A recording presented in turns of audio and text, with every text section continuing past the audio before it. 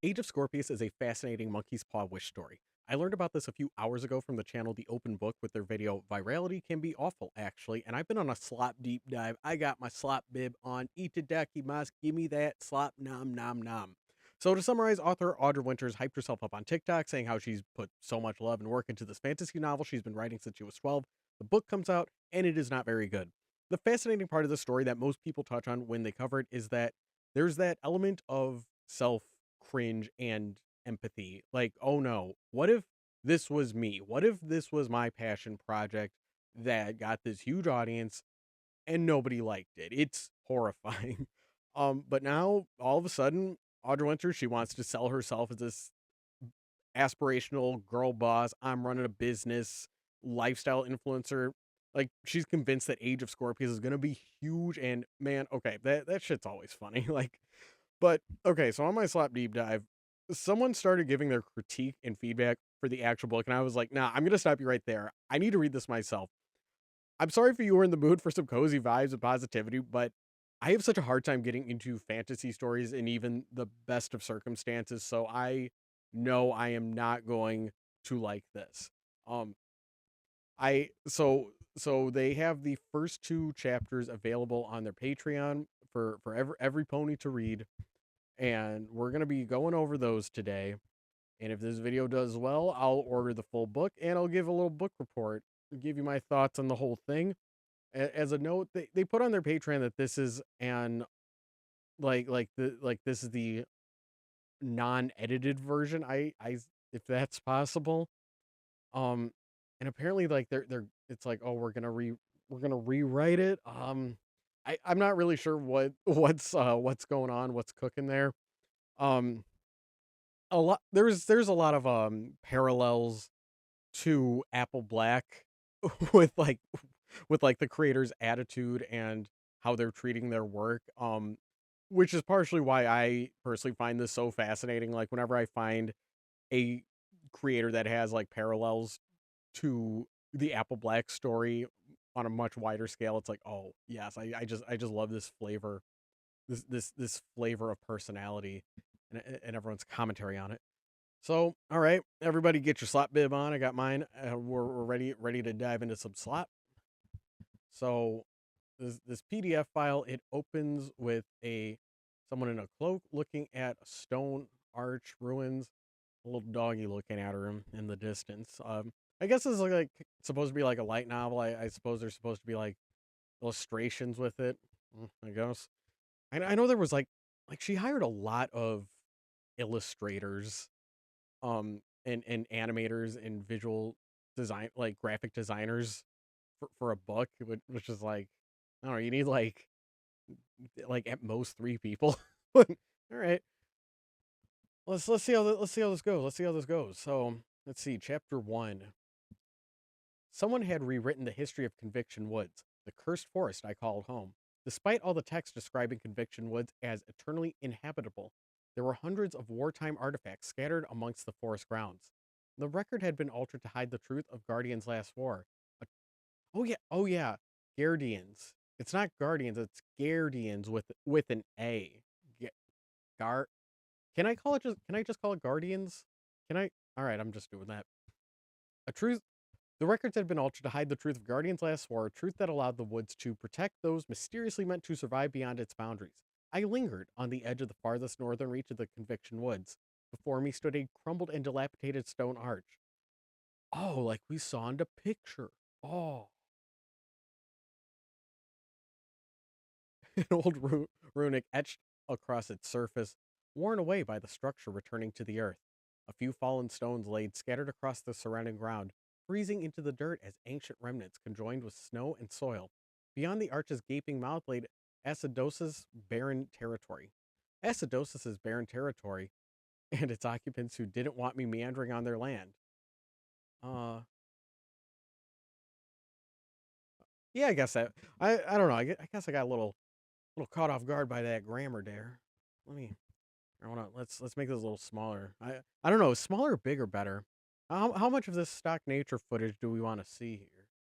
Let's zoom in on the text at least. Let's get that. Let's get that. Let's see.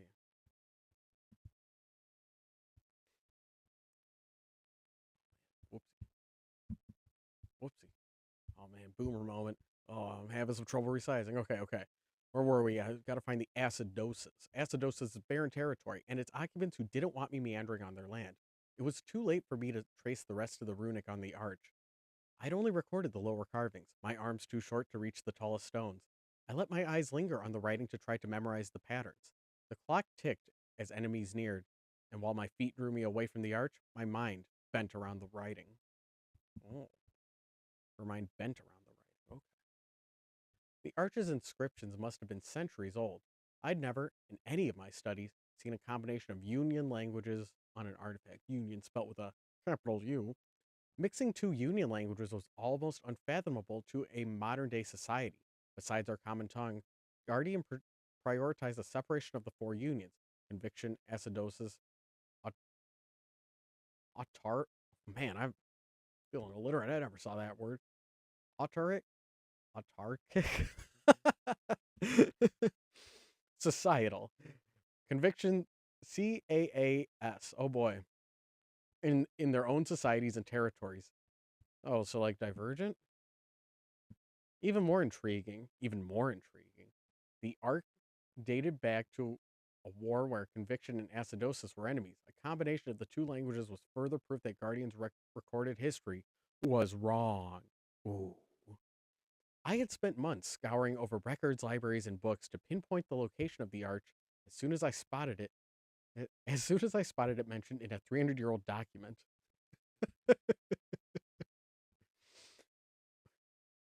Oh, okay. I mean, yeah, I guess, yeah, that checks out. My research eventually revealed that the arch was placed in Ascidian territory on the edges of the woods at the border, though that could have spanned hundreds of miles from the eastern part of the hub, capital H, Guardian's shared centralized city, to the coastline of the continent. To trace the steps of ancient battles to the coordinates of the arch was a tedious process, requiring my nose to be stuck in at least 24 scrolls within the past couple of months. Man, so tedious. That's what I want to hear from my story is man, this was really tedious. This was really, really tedious, you guys. Like come on, man. Like, okay, you found it. You found it. Okay. I backed up to the conviction wood, safely passing beyond the aura of protection set on the trees. A faint shimmering aura of gold, green, and silver light flickered and shifted around the lanterns as I settled into the conviction's territory on the opposite side of the trail. Man, you are really concerned with, like, that I know your geography. Although it was a remarkably visible barrier, many Ascidians, especially new recruits, were stupid enough to break through it, no matter how many times their Stellarium higher ups warned them. Oh, God. Ugh. Oh, yeah. Yeah, side note. I don't know if this, um, wants you to know this before you read it, but the story does, um, like everyone has powers based on the zodiac. So keep that in mind. Keep that in mind. So it says it says the two patrollers were approaching, both wearing thick winter coats with fur hoods. The man wore a forest green embroidered with the Ascidian emblem and Taurus glyph, while the woman flaunted an umber coat with the Virgo glyph. You saw her, didn't you? Said the Taurus man. At the arch? Yes, said the Virgo. The Virgo woman responded. She wouldn't have had the time to run north or south on the East Trail. So, she went into Conviction Woods? Not a chance. She wouldn't survive. Are you sure you saw a red cloak? I'm certain, and I'm tired of you doubting my every word. They couldn't have been older than 25. Young and inexperienced was what the Ascidian Stellarium looked to employ. An easy job that made a steady income, enough to provide a young adult enough to live. Convictions hired guards for the same purpose, though our border patrol were less necessary along the trails, as outsiders from different unions, capital U, would rarely volunteer themselves and wander into Conviction Woods. You sure she went in there? The Taurus asked again. Yes, she rolled her eyes. Oh my God. Where else do you suppose she disappeared to? The two of them stood in front of the woods, curiously staring at what they saw as a forest empty of occupants. I was invisible past the aura that shielded and hid any entity who could survive beyond the boundaries. She wouldn't survive, he repeated. Ooh. The Virgo crossed her arms. I think I think they made it up. Oh, why? He raised his eyebrows. Who made what up? The conviction stuff. Oh my god. Man, I'm already getting lost. Like, man, am I being stupid or like, what the, like, okay. All right, let me power through this. Let's get to the end of chapter 1 before I make too rash of judgments. Okay. The Conviction Stellarium. They made up the whole Conviction Woods' deadly thing to keep us out. Have you ever talked to someone who has actually seen a beast? No, and that's because they don't survive when they see one. He shivered and took a step back. I say we leave it. She's gone. We can hang out here for a bit in case she comes back. Um, so I I feel like like is now the time to have your characters doubt if something's real or not, cuz like I don't know what's real or not in this anime yet. Mm. Shrug emoji.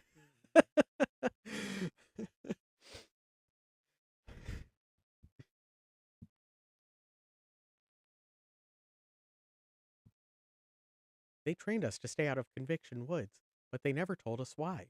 The Border Patrol trainers mentioned nothing about what the woods are like, capital W with the woods. All they said is that they're dangerous. This isn't worth it for the raise. It's one girl. Even if we catch her, we probably won't get much from it. Not if she's a Scorpio. Her capture would cover us for months. Her determined eyes were set on the space where I stood. I didn't hear any screams. We would have heard it if she was attacked. This is absurd. I'm not going in there. Taurus took another step back. No way. Absolutely not. Even they won't go in there. Good luck. You're on your own. You're a coward. I won't go far. They, as in convictionists. The guy wasn't wrong. Normally, the Woods didn't make exceptions for anyone, regardless of union, despite being part of Conviction's territory. But my family was proof that there were exceptions somehow, someway, and I would find out why. I stepped further back into the woods, ducking behind the trunk of massive pine. Its deep sepia bark shivered gold when my hands fell atop its body. Sunlight filtered in green from the reflection of pine needles above, and the forest floor covered in moss and shed cones from the hemlocks. Moisture clung to my skin with the humidity of the temperate rainforest. Rainforest. Rainforest. Do rainforests have like pines? Well, I guess so. Like, all right. Behind a nearby pine, a wolf lay idle, basking in a patch of cozy moss. Its nose twitched when it caught my scent, looking up to ensure I was familiar. Once I was approved, it rested its head back down on its paws, turning over its side to warm its belly in the sunlight. I, too, enjoyed the peaceful hush of the woods, the company of the unbothered creatures acquainted to my presence. To anyone else, the woods were a living hell amidst the land of Guardian. Sorry. Guardian. God, this is Guardian is such a wonky fantasy world name. Guardian, right? Is that it? Guardian? All right. The woman took a step back beyond the lanterns, breaking through the aurora boundary. She met my eyes with a smile, her hands resting on a belt as she unsheathed the dagger. My fingers traced over the half-moon necklace resting above my cloak. I snapped it off and shook the necklace, causing its transformation spell to activate. Ooh, we got some TF. Man, we're getting TF in this sooner than house pets. Very nice. I snapped it off and shook off the necklace. I snapped it off and shook the necklace, causing its transformation spell to activate. With a flash of pale blue light, it shifted into a short broadsword. Oh no. Oh, so she's not going to transform. It's just, yeah, I guess. I guess. Its deep ebony metal flared in the sunlight as I faced it toward her, grasping the red and gold handle. It, very concerned with light in this. Flash of pale blue light, and then it flared in the sunlight. Like I don't know. I feel like that's not wrong, but I feel like that could be reworked. Her eyes darted around, observing the tranquil forest around her. So it was all a lie. I smiled, and she took her head in bewilderment at the expressed emotion from a Scorpio. I wasn't concerned. She'd never dared to talk about what the woods were about to unleash upon her, let alone try to return. I waved at her. Good luck. Hope you can run fast. The sunlight waned. The shadows crept along the trees and tendrils and swallowed the golden hues. Oh boy. Sharp wind hushed the birdsong, brushing along my shoulders. The inviting greens contorted, vines swallowing the forest floor in a sea of mossy sludge, while a fog curled around the trunks. The wolf stood as a shadow seeped into its body. Its yellow eyes blinked scarlet. What? Its yellow eyes blinked scar. So I guess like he blinked and then his eyes turned red. Its yellow eye. I don't know. A stare that was said to slice your soul in half. Oh, that sounds scary. Devouring you from the metaphysical before the physical. the meta- Come on, dude. It stalked past me. The vines on the forest floor didn't tie themselves around my ankles. The shadows avoided my skin. Oop, oop. The okay, so I'm looking at this sentence in the paragraph above. The inviting greens contorted, vines swallowing the forest floor in a sea of mossy sludge. And then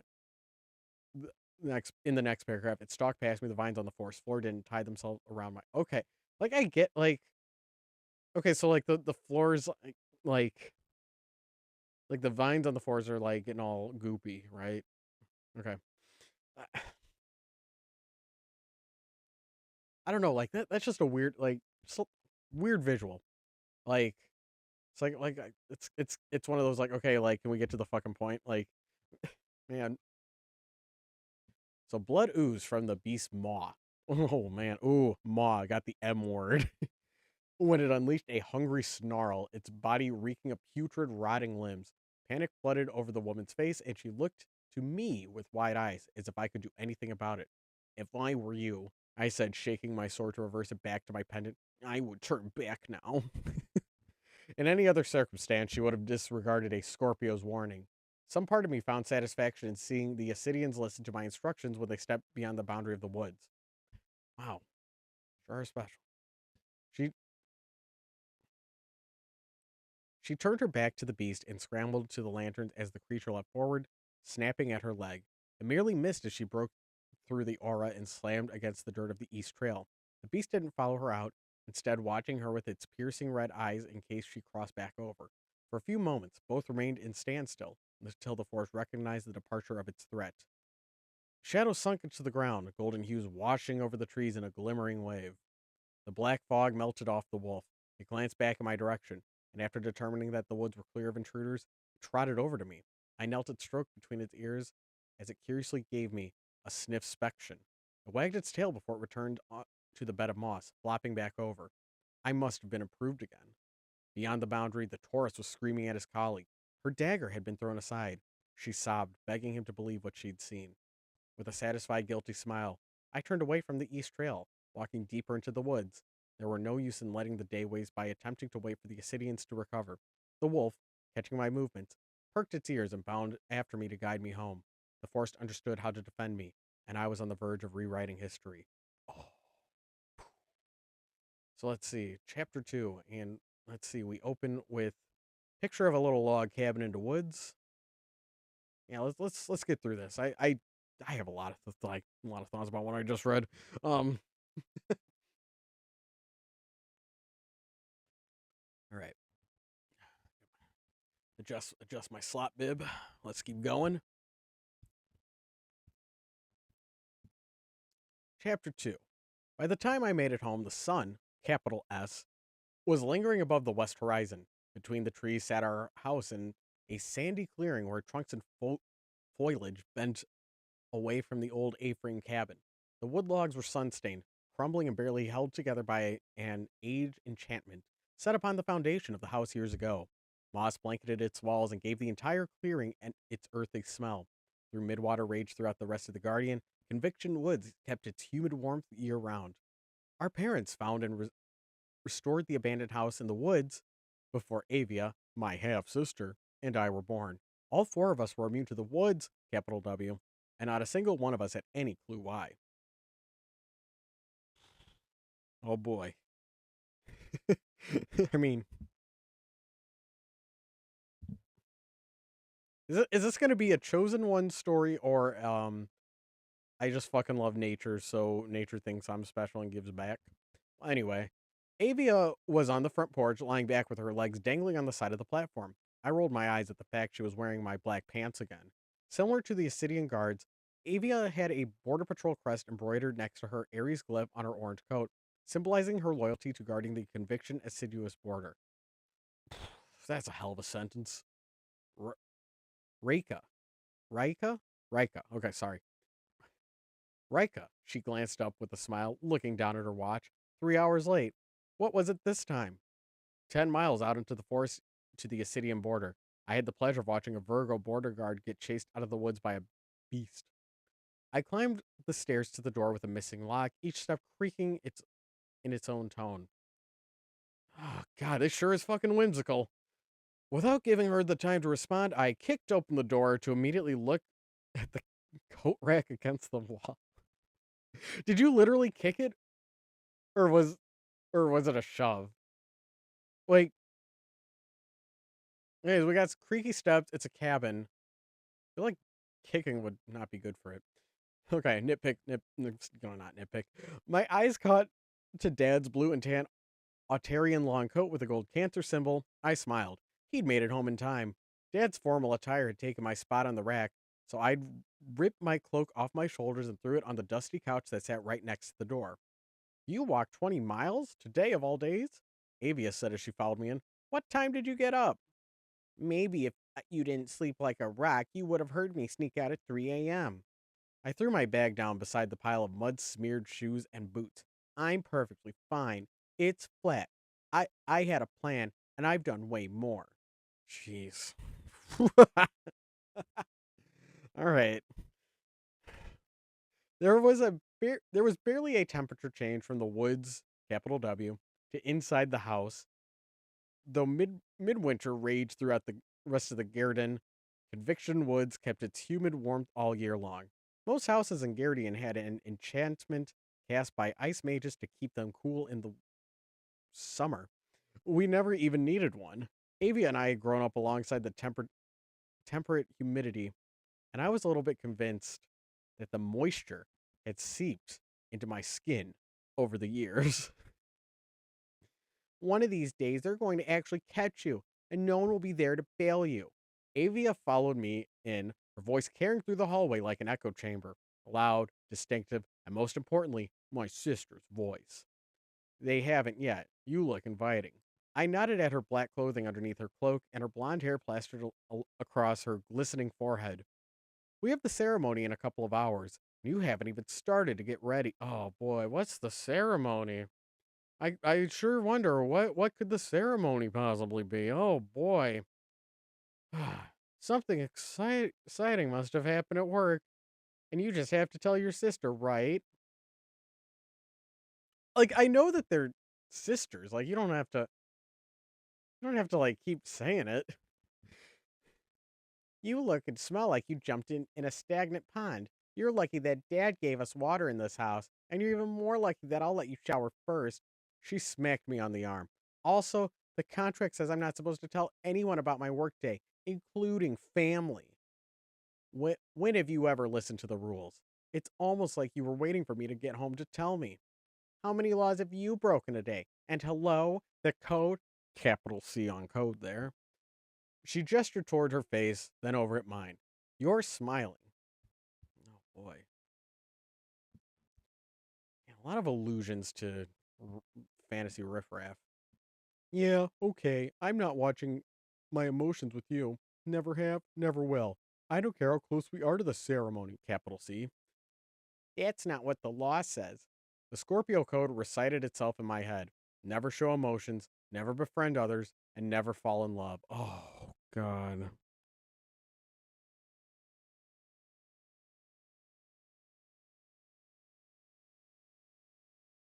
Yeah, let me guess. She's gonna show emotions, befriend others, and fall in love, right?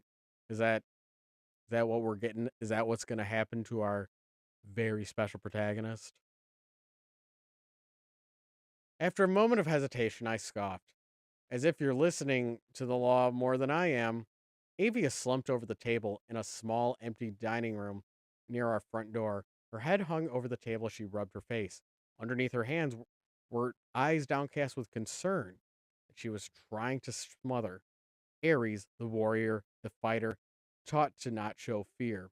Though not showing fear wasn't an official code, capital C, that the Ares Stellarium issued, it was held above Avia's shoulders with societal pressure. Okay?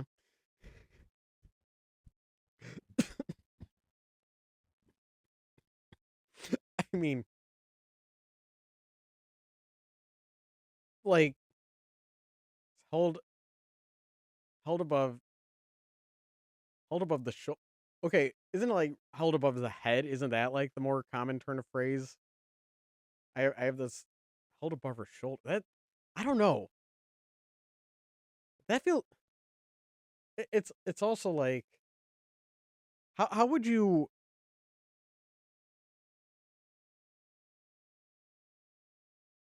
th- how would you know that this is like normal? I guess like I don't I don't know. Okay.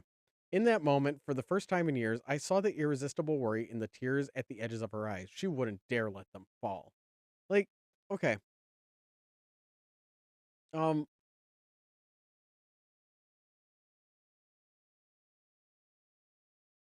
like it trying to think like how this compares to like 1984, how it's like, oh, isn't it just so fucking dystopian that all this like the government is telling you how to think. Um but this is like Ares the warrior, the fighter taught to not show fear. Though not showing fear wasn't an official code, it was held above Avia's shoulders with societal pressure. Um so like it is because like they said that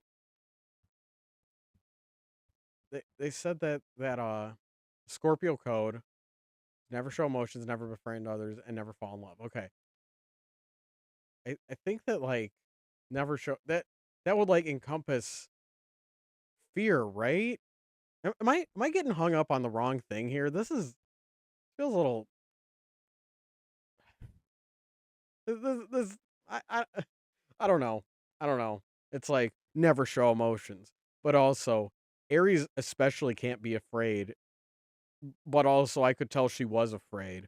But it's too bad she can't show that she's afraid, and she was kind of cracking, and I could tell she actually was afraid. Like, come on, dude. Like it's this fantasy of like, oh, I just can like intuitively know what people are thinking kind of fantasy is kind of the vibe I'm getting. A guilt crept through me. Uh-oh, that's an emotion. If only I could listen and obey my code as much as Avia inherently rarely feared. Okay, so so does each like zodiac one have like a different thing they gotta follow? Okay. I had to break the silence before either of us cried. I found it, Avia. She looked up quickly. The arch? The right one? The right one. The right one. Sorry. I'll try to not sure what voice we're gonna do for each character, but let's continue. I reached down to unbutton my bag, pulling out a wrinkled map of Conviction Woods. Dad, Avia's father, and my adoptive father. Uh-oh, we getting a woke story. We getting a woke story. Is that a gay couple raising them? Uh-oh. Had drawn it for me years ago. The ink was fading from the sunlight it had been exposed to while I explored the woods, capital W. I placed it down on the table and slid it in front of Avia, tracing my index finger along the dotted board of conviction and acidosis, resting my finger on top of a mark I'd made. I thought I thought it was going to be around here. That's where I was a couple of days ago. I barely moved my finger south, but it was here. The writing across it was a combination of Driscoll and Rurian. It was different from the writing on all the other arches I've seen. The fact that you found it is proof of your insanity, Avia said. I've never been placed on the border around here. Most of the arches look the same to me anyway. I tried to ignore her lack of excitement. Dad would have been much more enthusiastic about the discovery. Oh, fuck. Fuck. I actually read the narration voice in her dialogue voice. Okay, so she says, where is he? Dad, probably at the ceremony location already. Man, would you tell me what the fucking ceremony, like what's going down at that ceremony? Sounds like a really fun party. I want to check it out. Mom left a no. Oh wait, mom. Oh, okay. So he is. So it is straights raising him. Whatever. Mom left a note on the door this morning. Did you? Dot dot dot. She paused before she finished the sentence to rub her face. What? Did you even notice the note? I pursed my lips. It was dark. Notes are there for you to read, Rika. Avia paused, narrowing her eyes at me, contemplating whether or not to tell me about her day. I shut my mouth and stared at her. Fine. The Ares leader visited. Oh, wait, that was a sister. Fuck. Fine. The Ares leader visited the border today. Wait, no, wait, that was. Fuck. Fuck, who said that? Okay, somebody said the Ares leader visited the border today.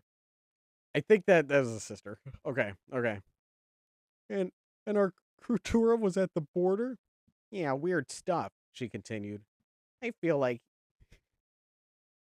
you should have more important things to do, like sitting in a fancy office or something. Wow, that's deep social commentary. Wow. Wow. Wow, that's so deep. The Ares leader was a big deal. She was trying to act nonchalant about it. Atlas Fulbright was one of the two. Indeed, getting more lore. Getting more lore. Atlas Fulbright was one of the two Arcturas leading Guardian's entire stellarium. He was perhaps the most. He was perhaps.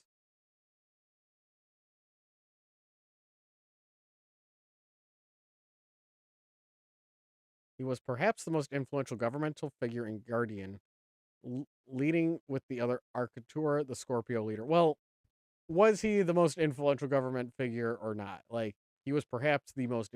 It's like, okay, then, like, who could outrank him then? Where okay. Seconds after she spilled her secret, Avia's face burned with shame. Her body was quick to follow. I could feel her heat radiating from where I was sitting. As a fire mage, oh fuck you, man. As a fire mage, her skin burned at a higher temperature than the average human, fluctuating with the intensity of her emotions. Oh no, but she can't show emotions. That's not good. Over the years, we'd pay for multiple pieces of furniture and clothing to be enchanted with fireproofing, just in case. Oof. I focused my back on my map, running my index finger across it. The only details were in the. No, wait, I don't think it's. She can show emotion, she just can't show fear, right? Right? Right? Do I got that right? Okay. I focused back on my map, running my index finger across it. The only details were in the section of Conviction Woods, and even then, there were many blank spots where my legs could not reach in a day or two. The other 3/4 of my map had names of other territories written out: societal, acidosis, autoric. Soon I'd be able to detail the big, mysterious splotches of untouched paper. Dad had left them blank when I was young, so I could expand the map as I grew older. Avia tapped her fingers against the tabletop. Can you shapeshift my dress for tonight? I don't think you're going to give me a choice. I rose from the table with a sigh and made my way down the hall. I'm tired. Whose fault is that? Avia sprang from her chair and bolted past me to my room. She opened the door, but hesitated before stepping in, and for good reason. Oh god, it's literally a war zone. Oh god, wait. That's Avia, right? Okay. Okay. I'd accidentally left out some rusty wartime arrows. Oh, quirky. Oh. Polished and restored blades hung on twine covered the wall next to the door, a larger shield in the corner of the room. Scrolls littered the floor with historical accounts of all ages, runes and symbols I'd copied from books, overdue texts I probably should have returned to the library weeks ago. Relatable. Papers with scribbled charcoal symbols I'd traced or sketched from the location in the woods, capital W. Stacks of books lined the walls. Most I'd read over the years, a few I hadn't gotten to yet. Relatable. My most recent fixation was sitting in the circle of my mess on top of a wolf fur rug in the middle of the room, papers detailing one of the locations of the War of Rebalancing, where a battle had taken place on the Convictious. Oh, fucking get on with it, man. Convictious acidosis border near an ancient arch, the Right Arch. A wooden box in the corner was full of smaller trinkets I found on the boundaries of the woods and had to return to the stellarium to keep my job as a training historian. Every stellarium, regardless of the union or sign, was hungry for any information to reverse the curse on the woods. I only gave them the less interesting items I found on the outer boundaries of the woods. I was worlds ahead of their knowledge based on the forest. Most of my artifacts were from within the woods themselves, and they'd never know I had had them. To their understanding, no one lived in the forest that was supposed to kill anyone who stepped foot in it. Okay. All right, dude. All right.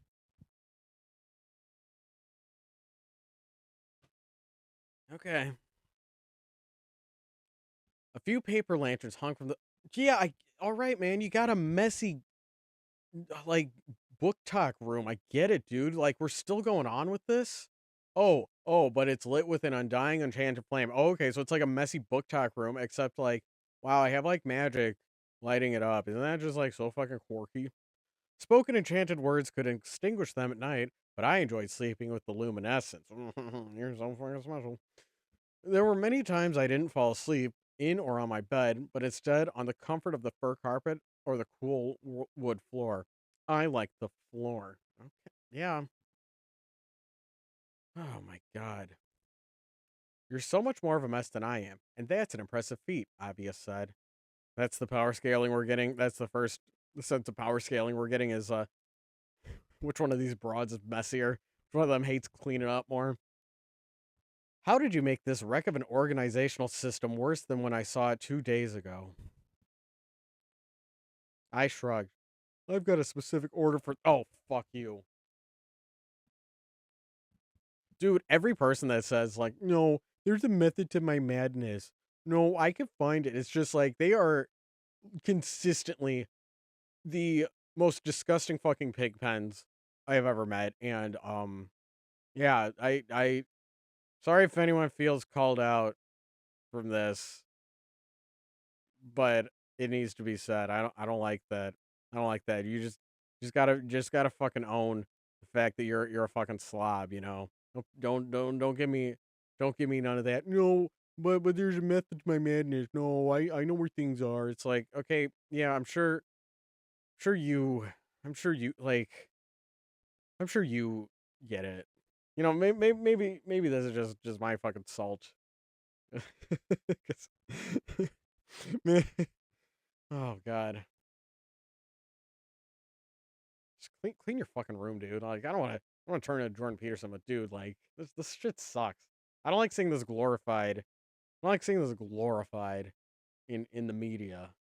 This is look. I stepped over a pile of books. God damn, dude. This is getting less and less cozy by the second. Reaching for the scroll from the library, I handed it to Avia. It detailed the battle on the border and recorded the arch in the records. Someone died underneath the arch in the skirmish, but hours later, their body had vanished, and they were found alive in the hub. Said to have similar healing properties. Oh, found on their wound to the healing pine sap collected from the trees leaning over the boundary of Conviction Woods. Some days, I'm convinced you're losing your mind.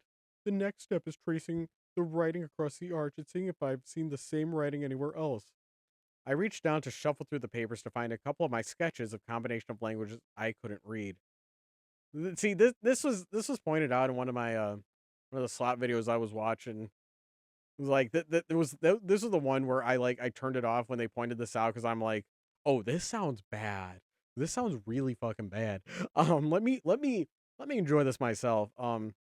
Because like this. Sorry, I can't remember who it was that said this, but they were pointing out the line, um, sketches of combination of languages I couldn't read.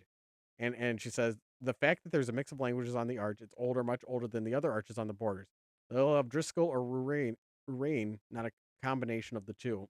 And yeah, this one reviewer was saying like, okay, I don't speak Spanish, but so I wouldn't be able to tell the difference between very formal, archaic Spanish versus more modern Spanish that's not grammatically correct. Like it would all look the same to me. So how can this protagonist tell?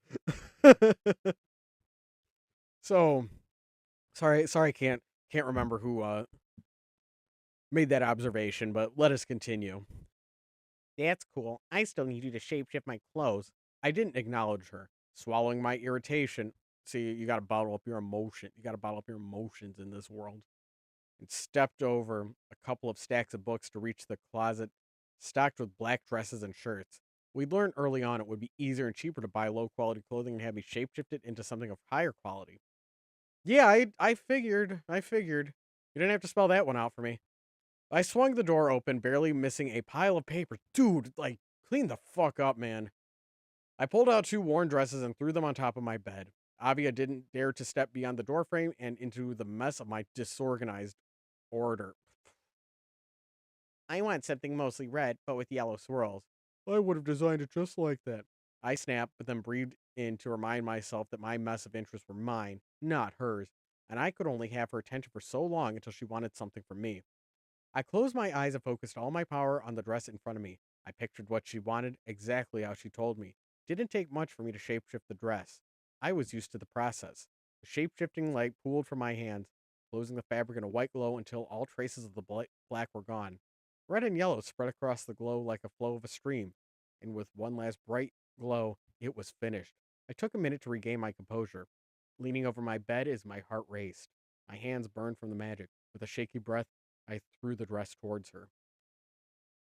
Thanks. Don't exhaust yourself for yours. She caught it and left the room. And for my sake, go take a shower after you're done with it. I shooed her out, focusing on the other black dress, using the same process of magic on it, but with far less effort. See, because I'm guessing she's the cool girl. She doesn't care about dressing up. But her sister is gonna be a little. She's a little more into the system, so she wants a pretty dress. Yeah, that's what. I think I'm getting a sense of your character building here. Okay. When I when I opened my eyes, my simple ombre black and red dress was in front of me, Scorpio's colors. I gasped this time, sitting down on my bed as my vision crackled and blackened. Shapeshifting had never been easy for me. Compared to obvious fire magic, my power was harmless and somewhat weak. I had a few substances I had learned how to morph over the years. Fabric, sand, and metal were textures I could barely change. It still managed to save us the effort of buying more clothes, especially with mom shape shifting too. I slipped into my travel clothes again, draping my enchanted necklace over my head. On the way out of my room, I tripped on a book and, to avoid falling onto rusty arrows, crashed into the wall instead. Well, yeah, that's why you gotta clean up your fucking mess. I threw my hands out to stabilize myself as I came nose to nose with the collection of sharpened knives on the wall. In the reflection of a blade, my one red, one gold eye. Oh, God, this Mary Sue bullshit. My one red, one gold eye returned my gaze. It okay when the wolves had their like the wolves blink, like it's like okay, so they blinked and then the eyes turned red. Like I'm imagining with this that it's like is one eye red and the other eye gold? Like is that what's or is it like split, like each eye is like split down the middle and the color is like red on one side, yellow on the other. Oh my god. Like the eye color is very important for our Mary Sue fantasy OC, okay? The long dagger underneath it directly aligned with the scar across. Oh god. Oh, and she's got a cool scar. She got a cool like what's like the Mary Sue bingo we could start filling out for this? Because like this is definitely hitting. This is definitely playing to some of the greatest hits of a Mary Sue OC. And look, I know Mary Sue. I know that term is thrown around a lot. I know, but dude, come on, man, like.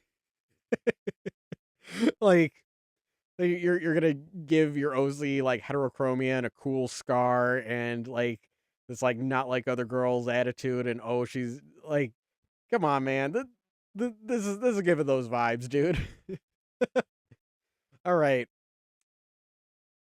The scar across the middle of my neck, a wound without an origin. Oh, she has a mysterious, oh, even she doesn't know. A mark of a blade I couldn't remember being cut by. I gently brushed my thumb against the fully healed wound. I, okay. I've been telling you for days that this is unsafe, Rika. Avia snapped as she leaned against the door frame. I flinched at her loud voice. And right before the ceremony, too. Man, you're not like building intrigue by the way that you keep mentioning the ceremony. It's just like, I'm just annoyed. I'm just getting that when do we get to the fireworks factory feeling for this ceremony? Imagine if you showed up with a fresh cut in your neck. They wouldn't think they would think you've just been punished for breaking the code, capital C. On the same day they started seriously holding the code against you. I couldn't look her in the eyes. I'm fine, Avia. You almost weren't. Get out of this battlefield and go take a shower. Now. Oh, she's stinky. She stinks. How much time do I have? The ceremony isn't actually that far away. Oh, God. So now we're going to argue about directions to the fireworks factory. Even better, even better. Mom told me yesterday that it's at the stage near the outskirts of the hub, the one that's slightly down the east trail. The weird location, she said. It's the one that you go 20 minutes or so south on the trail from the hub. We both passed it before. Oh my God. Bro. The part of the east trail that curves around the hub a bit? Yep, that one. Another convictionist is attending. I carefully stepped back to avoid the arrows on the floor. Must live in the southern convictionist region of the hub? A guy and his family. She held her forehead as if she was trying to remember the facts. That's what I was told by a couple of other Aries. Rumor goes around. Heard he's a year older than me. Libra. He's a year older? I raised my brows. Yeah, right. You already tested the system by delaying your own ceremony. You were busy with work. I doubt that someone gets away with it for 2 years. Did your friends tell you this? They were serious, I promise. She grinned. Aries, we always tell the truth. Oh, boy.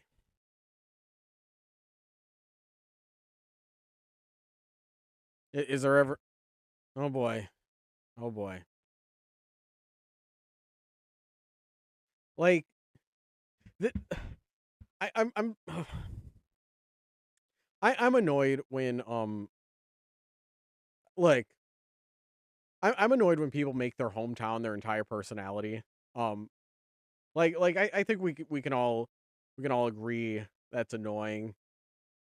I feel like when someone's like makes their zodiac sign their personality, it's like man, like that's annoying, but it's also like like I don't want to dunk on it because it's like okay if like you have this like sincere spiritual thing connection to it. It's like you know it's like that feels shitty, and you know, and and like you know if you play along with the zodiac thing, it's pretty easy to pick up girls, honestly. Like so, yeah, this is like so yeah that's why I can't dunk on it too hard because you know that's a little cheat code for you, but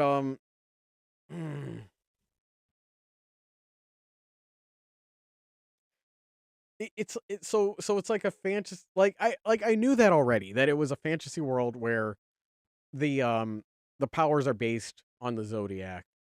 But now it's also like Aries, we always tell the truth. It's like, oh no, that's like the shitty part of the zodiac that like I'm an Aries. So I get to so you know, this like little Aries thing.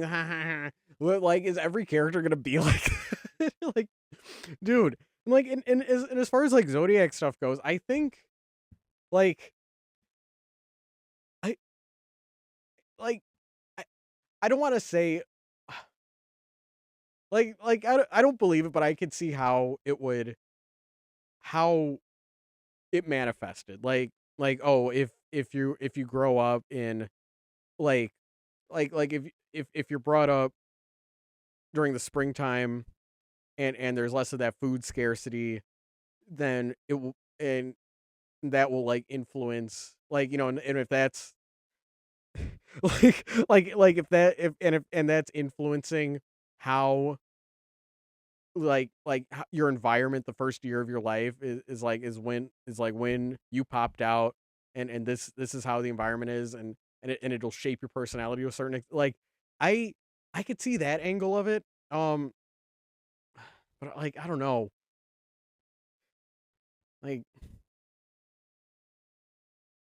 anyway, this like Aries, we always tell the truth. I'm just like how much does this author believe in the zodiac, or was this just like a, oh, this is like a cool aesthetic thing, and we can tap into the different mythologies and things like that, and like, oh, Aries is fire, like, shit like that.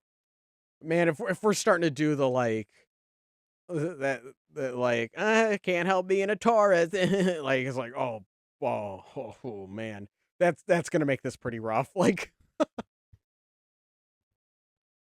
all right.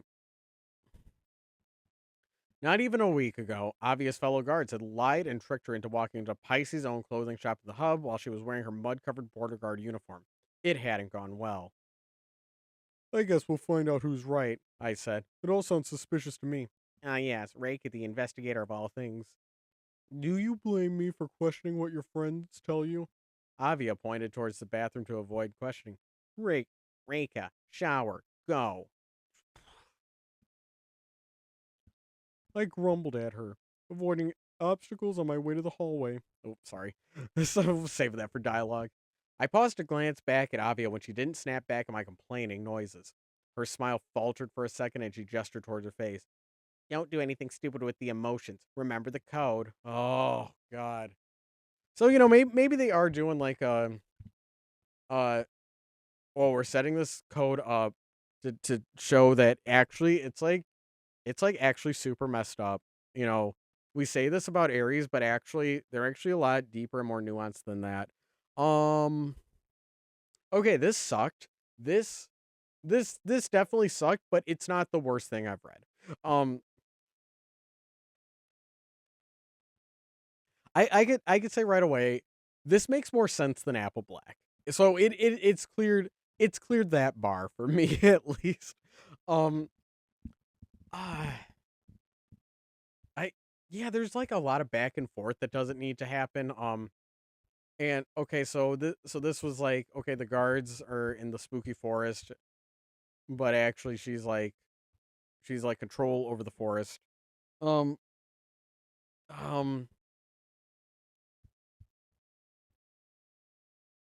I'm trying to think, like, where can this story start to make it better? Cuz like all of this build up for like, oh, she found the ancient runes. It's like, well, why should I care that she found the ancient runes? And there's just a lot of preamble and build up for like where things are situated, which feel like doesn't need to happen. Um, like, yeah, it's definitely like this sucks. It's not for me. It's okay for a first novel. It's depressing to think someone spent over 10 years on this. That definitely changes perspective. I think if this was like a NaNoWriMo bang this out in a month, it's like, oh yeah, that's pretty good. Like, oh, this is a great first try. Um, I don't know, like the context for this makes it a lot rougher. Um, see, because like, okay, that's been like it's been like a like something that I try to. It's like a philosophy towards creating that I try to that I try to share with the world. Um try to spread, because it does make me very sad when I see people spend so much of their life on something without knowing if it's going to work out. And I don't know what I don't know what's the right balance of like, no, like we just got to give this some time and see how this turns out versus um like just you know just abandoning things too quickly. And I'm way more on the side of like, oh, just keep trying new things, just keep firing away. Um and and and to just keep re-rolling. Because like you see with like I'm more into making manga one shots than I want to than a whole like web comic series. Like I would rather make a manga one shot than a chapter 2 of a web comic, because if I spend too much time on a web comic, who knows? It's like, yeah, I could grind away and I could build an audience for a hypothetical web comic, but if people don't like then it's and like and just the and just the foundation of it is broken, then that was a waste of time. And so I do feel like um with manga one shot specifically, and how I like to shop them around, get editor feedback and things like that. It's like, like I know this is getting a little off topic from this novel that we just read, but I feel like for my manga one shots, I feel like this is my best case scenario. This is my best case scenario is I would want to work within the manga industry. Like I want to just keep making one shots, keep improving my art, and make a one shot that is good enough to lead to serialization and to have a serialized manga.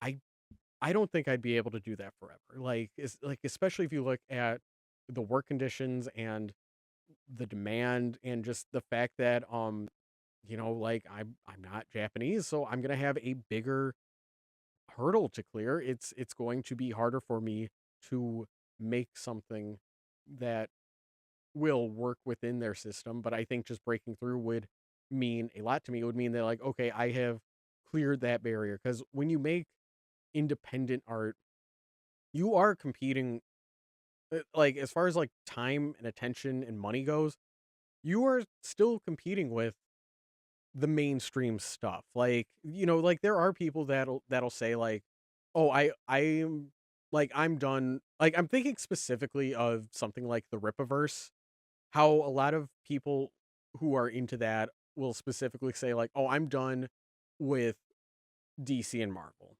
I'm not going to give them any of my time and attention. I'm just all in on Rippaverse and indie comics now." Like there's definitely people like that. But then there's also just like more general comic or internet fans who are into that. And so I'm thinking of like of things like that where it's just like, okay, even if I because it's like I do get comments like that where it's like, okay, but your manga, I get this like people trying to be encouraging, saying like, okay, but your manga is like compare like you're getting too hung up on this professional level manga, and that like you gotta drop that shit. It's getting a bit cringe. Um, but I do think that like I do need to improve. I do need to pass that bar and learn how to make a manga that is at that level, even if it doesn't even last a volume. It's like, okay, but I at least pass that metric, and then after that, if I haven't been completely broken by the art form that is manga, then I would want to start considering a web comic or indie publishing or things like that. Um, that because I think it's important to learn these skills and to see it professionally, because there are manga authors that did go through the rigor. Um, they had a short-lived series, and now they're making indie art, or they're with a smaller publisher. And I and and it is cool like seeing like, oh, where will your art go now that you have lived through this, now that you have the tools to tell the commercial art form. I'm thinking, um sorry, I can't remember it, but yeah, but yeah, there was a very short-lived manga that I was following, was not translated into English, I should say. And after their manga was canceled, they just went the indie publishing route, and they just sell their stuff at doujinshi conventions. Like they just make stuff of their OCs and just make little OC adventures. Like I don't want to be dismissive, but that's what they're doing, and it's like okay, but they were able to clear that bar. Anyway, with this with this Age of Scorpius, um, there was a lot of talk about how like I like the author being like I was with a publisher and now and they were saying and then they were dropped by the publisher and now they're gonna self-publish and or no they were dropped by the editor, I should say. They were dropped by the editor and now they're self-publishing and then they got a new editor, like it, like a lot of back and forth. um I like that. I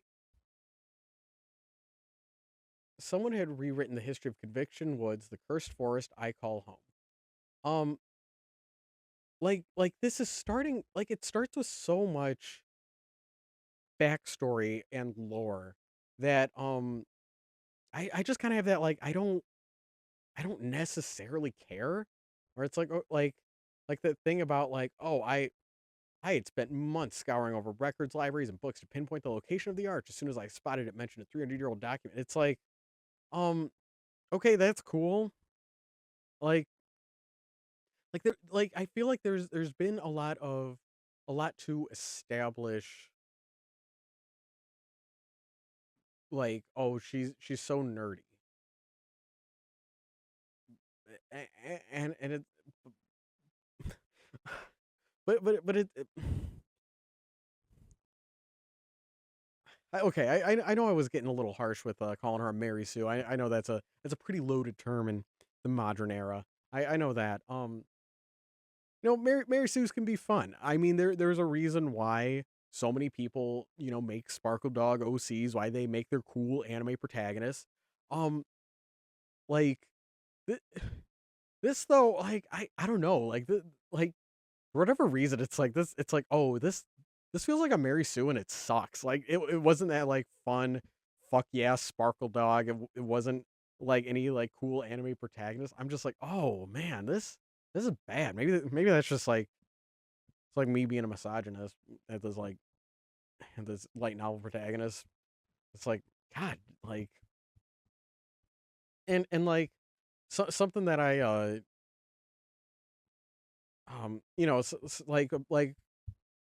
like big critique that I always bring up with like just how to immediately improve a story is you need an active protagonist. You need your protagonist to be calling the shots.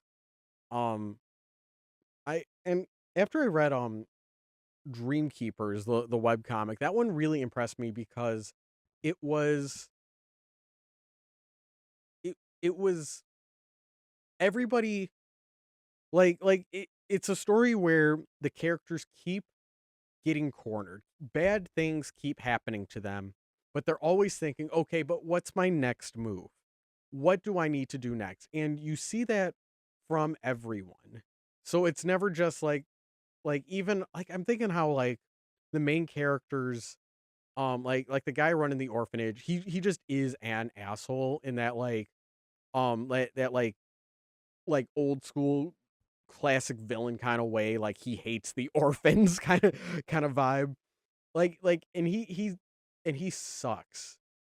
And but even then it's like that's like the only character where it's like, oh, he's just going to be a miserable piece of shit for the sake of it. And even then it's like he gets more character development later. And but even then it's like every character is just thinking, what do I need to do next? Like even with this like cartoonish one-sided villain, even he is thinking like, what is my next move? And having every character think, what do I do next? And what's my next move? And what am I fighting? And like having them all think of it. As I'm describing it, I know that sounds like something like Death Note. Like I know, and that is largely the appeal of something like that. Um, with Dreamkeepers, it was way more like but it was more of this like easygoing, like it was more of a straightforward fantasy story and things like that. Like action fantasy, I should say. Um okay, and I'm trying to think like how much of this is how much of this protagonist is being an active protagonist? Because there is a lot of her. Because it's like, okay, it's like she found. It's like, we established that through, oh, she just worked so hard so she could find these runes. Like, okay, like we found like we established that, and I'm just like, but and then the guards see her, but then she uses forest magic to fight back the guards, I guess. Um, I er,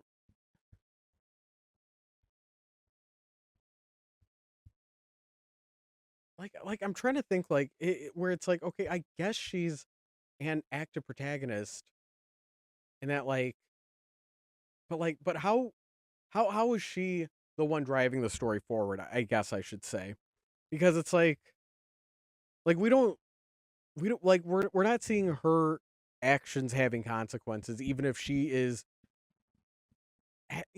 has these pushback, and she's actively taking stances against things and people in like who oppose her, such as the guards, and then later her sister. Like, oh my god, this was this was very clumsy. Like I don't know, the family relations. Just like, you're my sister. It's just like, who fucking says that, man? Like, who says I don't know. There was also like, okay, so just so we're clear. So Scorpios have to follow the Scorpio. Okay, Scorpio code is never show emotions, never befriend others, never fall in love. So she got the raw deal being a Scorpio, right? But then the Aries is never show fear. That's the only thing the Aries have to do, right? Right? Okay. Just so we're clear. I think that's what's happening. If it's not, then yeah, you need to make that more clear. Um I and then there's like, that fucking back and forth of like the sister getting ready, and like, did you find it? I found it. Okay, we're going to the ceremony. It's just like, what's the ceremony? And like that endless teasing. Yeah, this is pretty bad. This maybe the next one will be better. It's the most like shows potential. It's like, because I'm thinking like, does this like where would I to improve this? Where and how would you start this story? Because all of this, like, okay, we like learn the layout of the map and where everything is in like the first few pages, and it's like, I really don't care. Like it's shit like this. It's shit like this where I think like I know that sounds very dismissive when I say I don't like fantasy stories. Like, I know that's like on par with saying like I don't like cartoons, or I don't like techno music. Like, things like that where it's just like, dude, you are really small-minded to say that. And I know that is a small-minded bias of mine. The thing is though,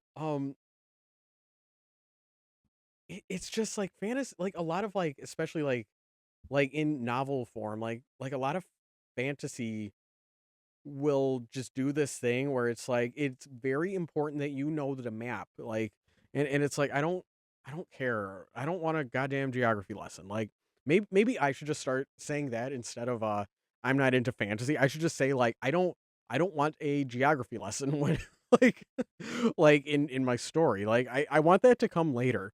Um cuz like something like Beasters, it's like they allude to a war in Beasters. Hopefully that's not really a spoiler. It's like mentioned a few times, and that's one of those things where it's like, I want to hear everything about that. I want to hear so much more about their world, because I care it, but like, it didn't start with that. Like, it didn't start with, oh, once upon a time there was a furry war. It started with like the story makes you care about Legoshi first and foremost, and then it like sprawls out from there.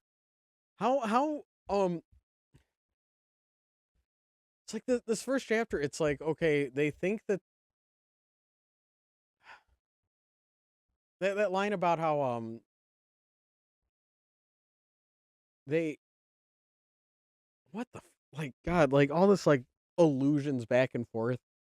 They trained us to stay out of Conviction Woods, but they never told us why. The Border Patrol trainers mentioned nothing about what the woods are like, and they said that they're dangerous.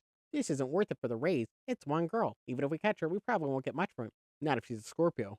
And like and just this back and forth of like from the guards, like I don't know, like I feel like there's just a lot of dilly dallying that it's kind of unnecessary.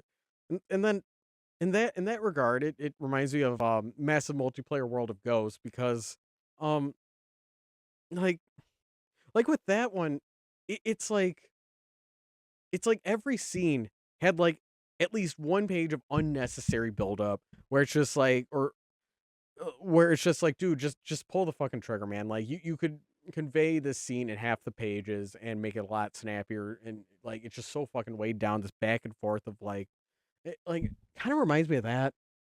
So sorry, all my references are for me are just like things that I've recently read for this channel. Um,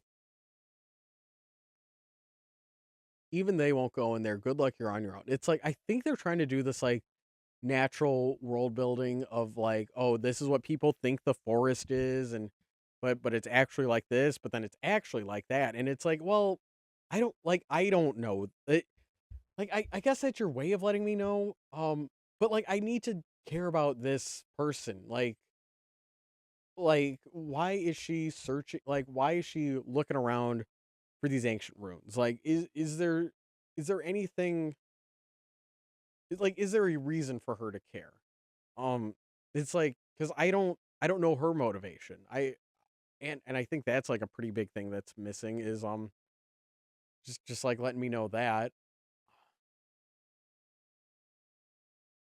it's yeah. Um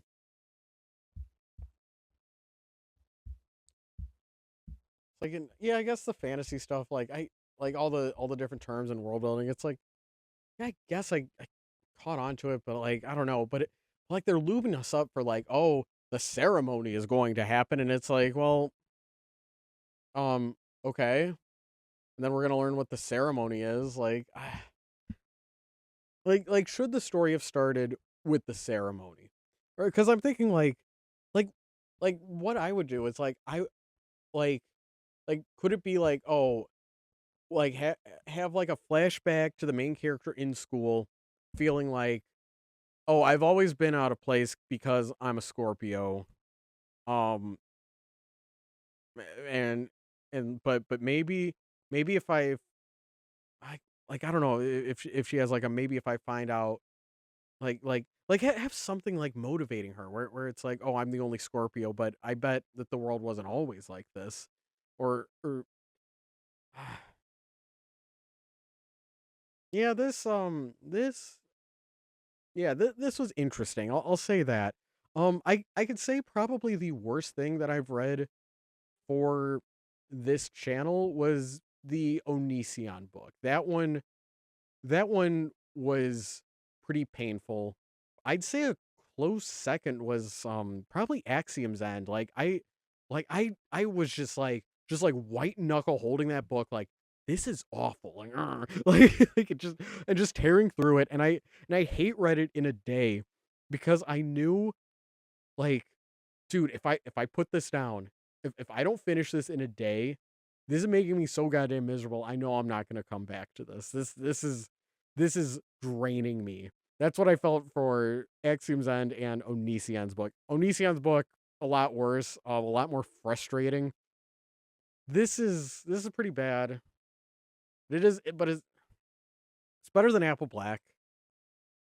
It's better than those other two books. I'm not getting that like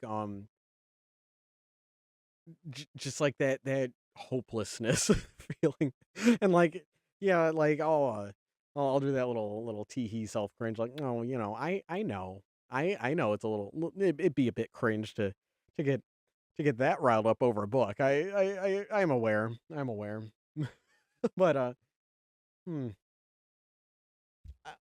Yeah, I would be curious because like this feels like it's warming up for being a perfectly all right 4 out of 10 book.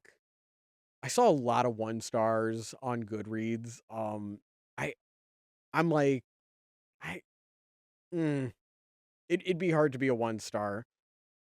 Think yeah, the only thing I've ever rated 1 star was I think it was there's like some bullshit political books I've given 1 star to where I'm like, okay, that's wrong. What you're talking about there is completely wrong. But that's more of like a social thing rather than in just being like, oh, the science you're talking about is wrong or things like that.